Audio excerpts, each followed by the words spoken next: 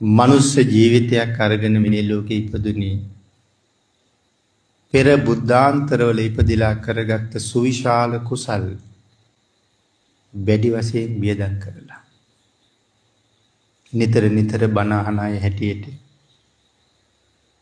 මනුස්ස ජීවිතයේ කොයිතරම් දුර්ලභයිද කියන කාරණාව භාග්‍යතුන් වහන්සේට අනුවම අපි අහලා තියෙනවා.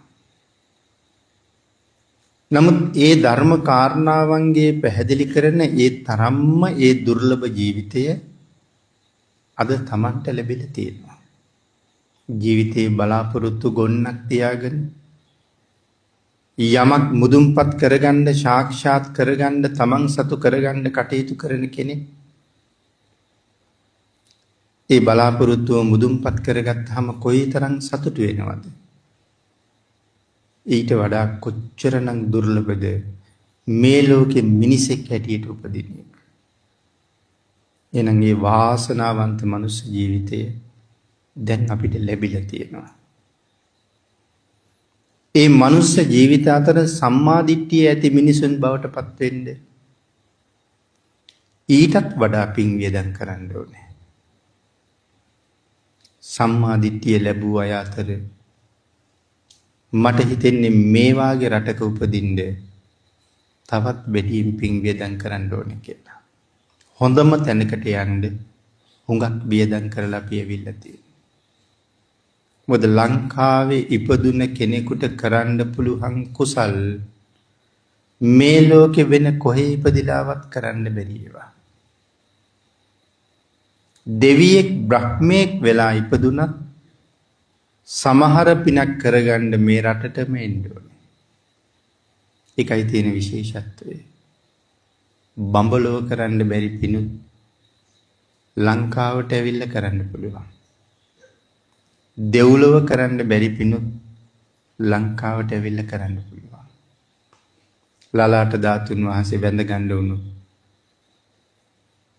බඹලවත් නැහැ දෙව්ලොවත් නැහැ. ලංකාවටම එන්න ඕනේ. ද්‍රෝණයක් ධාතුන් වහන්සේලා භාග්‍යතුන් වහන්සේගේ ජීවමාන රූපය දරාගෙන ඉන්න තැන මුළු බුද්ධ රාජ්‍යයේ වෙන කොහෙවත්ම නැහැ. එහෙම තැනක වැඳ ගන්න නම් ලංකාවටම එන්න ඕනේ. විජයශ්‍රී ජයශ්‍රී මහා බෝධිරාජයන්න් වහන්සේගේ භාග්‍යතුන් වහන්සේගේ අනුදැනුම ලත් ඒ ශ්‍රේෂ්ඨ අංකුරේ වන්දනා කරන්න නම් ඒ පින්නතුනි ලංකාවටම එන්න ඕනේ.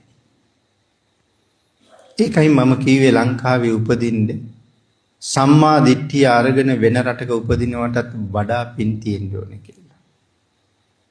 ඒ හින්දා මේ වාඩි වෙලා ඉන්නේ මේ රටේ සම්මා දිට්ඨිය අරගෙන ඉන්නේ සංසාරේ තමන් කරපු පින් ලෝභ නැතුව විශාල වශයෙන් වියදම් කරපු අය. ඒක තමයි මං හිතන්නේ අපි ටික දුප්පත් වෙන්න හේතුව.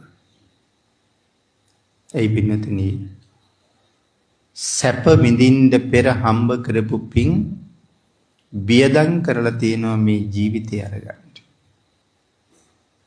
බටහිර රටක වේවා වෙනත් විදේශ රටක වේවා අරාබිකරයේ වේවා ඒ මහා ධනවතුන් ඒ තරම් මහා ධනස්කන්ධයන්ට උරුමකම් කියන්නේ පෙර බුද්ධාන්තරවල පුංචි පින්කම් කරපු හින්දා.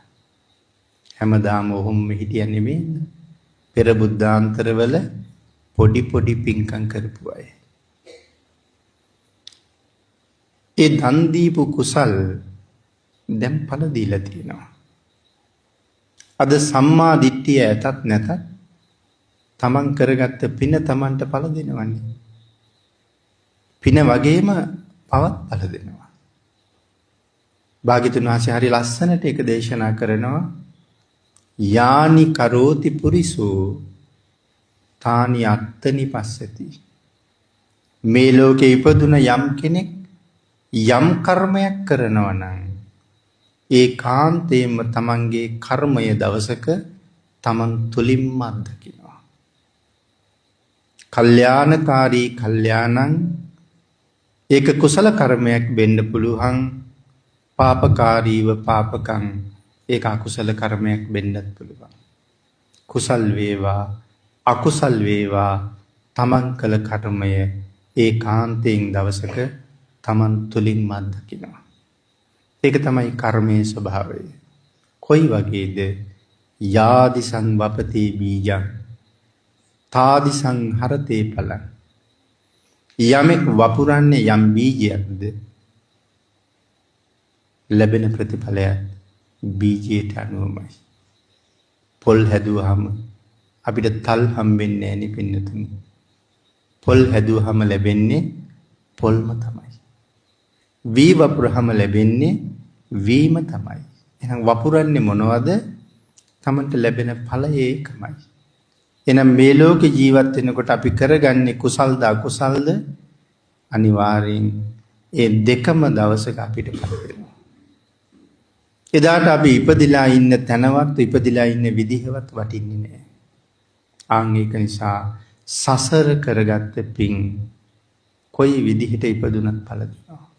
එහෙනම් පෙර බුද්ධාන්තරවල පින් කරපු අය, දන් දීපු අය, ඒ වගේ ප්‍රතිඵල අද භුක්ති විඳිනකොට අපිට හිතා ගන්න බැරි තරම් සැප සම්පත් ඔවුන් වටේට රැස් වෙනවා.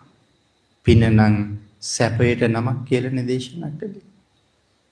එතකොට අපේ අයට ප්‍රශ්නයක් නැද්ද? එතකොට මේ මිනිස්සු විතරද පෙර බුද්ධාන්තරවල පින් කරලා තියෙන්නේ? අපි පින් කරපු නැති අයද? නෑ පින්නතුනි. මට හිතෙන්නේ ඊට වැඩිය පින් කරපු අය කියලා. නමුත් ඒ තරම් වත්කම් නැත්තේ. ඊට වඩා සැප විඳින්න අපි ගාව වත්කම් තිබුණා. හැබැයි ඒ වත්කම් වලට අපි මොකද කළේ?